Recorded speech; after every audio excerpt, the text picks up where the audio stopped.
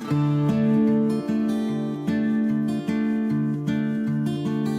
Everyone. दोस्तों, एक बड़ा कन्फ्यूजन लिकोरिया को लेके फीमेल्स में आमतौर पे देखने को मिलता है। वो समझ ही नहीं पाती हैं कि उनको होने वाला वेजाइनल डिस्चार्ज या वाइट डिस्चार्ज नॉर्मल है या एबनॉर्मल है। तो यहाँ पे मैं एक चीज़ सबसे पहले क्लियर करना चाहूँगी कि लिकोरिया वाइट डिस्चार्ज के लिए यूज़ होता है, वो वेजाइनल डिस्चार्ज के लिए यूज़ होता है। लेकिन वो नॉर्मल है या एबनॉर्मल है, वो आप कुछ लक्षणों के बेसिस पे डिसाइड करेंगी। तो आज मैं बहुत शॉर्ट में मैं आपसे डिस्कस करने वाली हूँ कि किन लक्षणों के बेसिस पे आप डिसाइड करेंगे कि आपको होने वाली लिकोरिया नॉर्मल है या एबनॉर्मल है। तो देखिए, सबसे पहले हम बात करते हैं कलर की।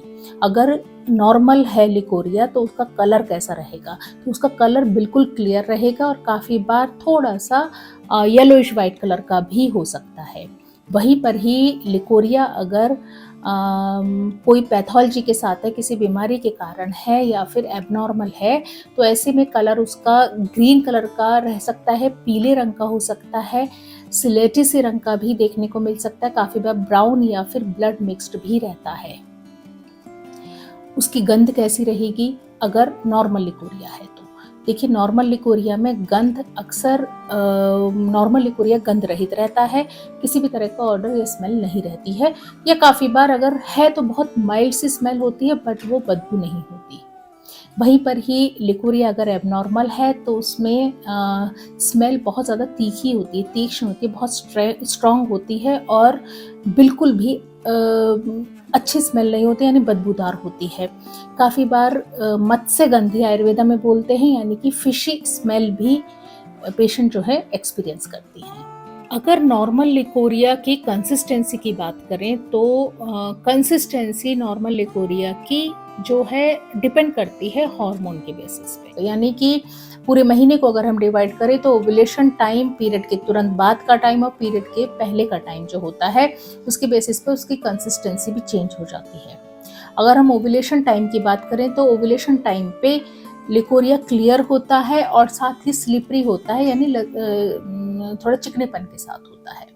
वहीं पर ही नॉर्मल लिकोरिया पीरियड के तुरंत बाद वाटरी होता है, पानी जैसा होता है और वाइटिश या सफ़ेद रंग का होता है और स्मेल बिल्कुल नहीं होती है, बिल्कुल गंध रहित होता है। वहीं पर ही पीरियड से पहले का जो टाइम होता है, यानी एक वीक पीरियड से पहले तकरीबन एक हफ्ते का जो टाइम होता है, उसमें जो नॉर्मल लिकोरिया है वो थोड़ा गाढ़ेपन के साथ होता है, बट इसके अलावा और कोई लक्षण उसमें नहीं होता है। वहीं पर ही एबनॉर्मल लिकोरिया की अगर हम बात करें, लिकोरिया अगर ठीक नहीं है तो उसकी कंसिस्टेंसी कैसी रहती है?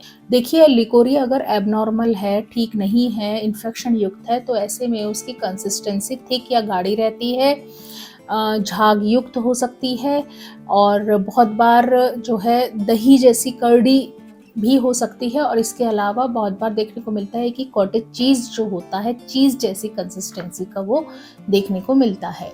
तो ऐसा लिकोरिया अक्सर इन्फेक्शन युक्त होता है और एबनॉर्मल माना जाता है।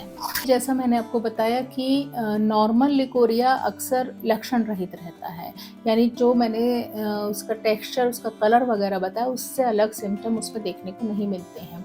वहीं पर ही एबनॉर्मल लिकोरिया जो लक्षण सहित होता है, यानी लक्षण उसमें कुछ और दूसरे सिम्टम्स भी फीमेल एक्सपीरियंस करती है, जैसे कि कमर का दर्द है, कमर के निचले हिस्से में दर्द की कंप्लेन करती है, खुजली है, योनि मार्ग में खुजली, जलन, सूजन की कंप्लेन काफ़ी बार वो करती है। और इसके साथ साथ जो है पीरियड के बीच में भी काफ़ी बार स्पॉटिंग या ब्लीडिंग जो है एक्सपीरियंस कर सकती है, यानी पूरे महीने अगर एक बार पीरियड हो गए हैं, उसके अलावा भी महीने में किसी भी टाइम स्पॉटिंग हो सकती है। साथ ही सेक्स के दौरान भी ब्लीडिंग की कंप्लेंट पेशेंट कर सकती है अगर लिकोरिया एबनॉर्मल है तो ये कुछ सिम्टम्स थे, कुछ लक्षण के बेसिस पे आप डिफ्रेंशिएट कर सकती हैं नॉर्मल लिकोरिया और एबनॉर्मल लिकोरिया में, जो बहुत आमतौर पे जो है कन्फ्यूजन हर मैक्सिमम फीमेल्स में देखने को मिलता है। वो समझ नहीं पाती हैं कि आखिर उन्हें होने वाला जो वेजाइनल डिस्चार्ज है वो नॉर्मल है या एबनॉर्मल है।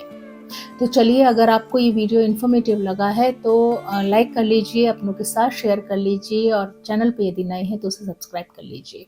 और ऐसे इन्फॉर्मेशन के साथ में मिलते हैं नेक्स्ट वीडियो में। तब तक के लिए stay healthy, stay happy, take care, bye bye.